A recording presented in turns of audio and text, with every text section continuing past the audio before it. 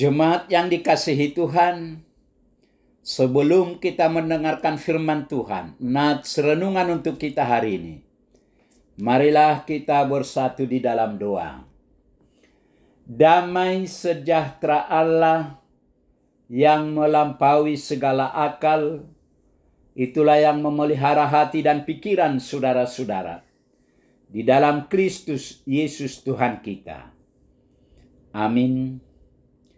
Bapak, Ibu, saudara-saudara yang dikasihi Tuhan, firman Tuhan nats renungan untuk kita hari ini, Selasa tanggal 30 Juli 2024, sesuai dengan Almanak HKBP, tertulis dalam kitab Injil Matius, pasal yang ke-6 ayat 24. Matius 6 ayat 24.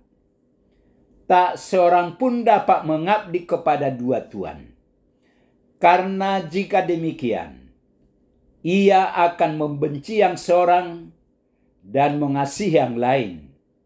Atau ia akan setia kepada yang seorang dan tidak mengindahkan yang lain. Kamu tidak dapat mengabdi kepada Allah dan kepada Mammon. Tak seorang pun dapat mengabdi kepada dua tuan. Karena jika demikian, ia akan membenci yang seorang dan mengasihi yang lain. Atau ia akan setia kepada yang seorang dan tidak mengindahkan yang lain. Kamu tidak dapat mengabdi kepada Allah dan kepada Mammon. Demikian firman Tuhan. Tidak dapat mengabdi kepada dua tuan.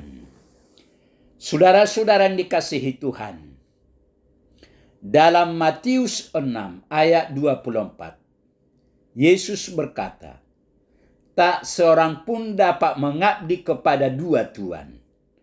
Karena jika demikian, ia akan membenci yang seorang dan mengasihi yang lain. Atau ia akan setia kepada yang seorang dan tidak mengindahkan yang lain. Kamu tidak dapat mengabdi kepada Allah dan kepada Mammon.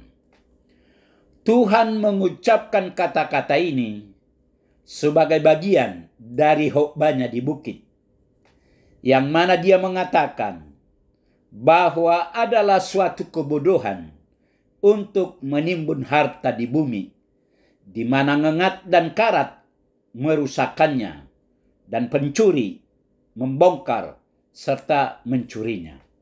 Sebaliknya, dia mengajak kita untuk menimbun harta di surga, agar harta itu bertahan selamanya.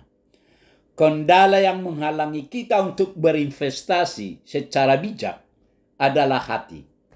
Dimanapun harta kita berada, di situ hati kita berada. Kita mengikuti apa yang memikat hati kita. Dan Yesus menjelaskan bahwa kita tidak bisa mengabdi pada dua tuan. Tuan adalah segala sesuatu yang memperbudak kita. Alkohol, nafsu, dan uang menguasai sebagian orang. Dalam peringatan Yesus bahwa kita tidak dapat mengabdi pada dua tuan, dia menyebut uang sebagai tuan yang bertentangan dengan Allah. Panggilan Yesus untuk mengikuti dia adalah panggilan untuk meninggalkan semua tuan lainnya. Kita harus meninggalkan segala sesuatu yang lain. Tidak peduli resikonya. Kita tidak bisa mengabdi pada dua tuan.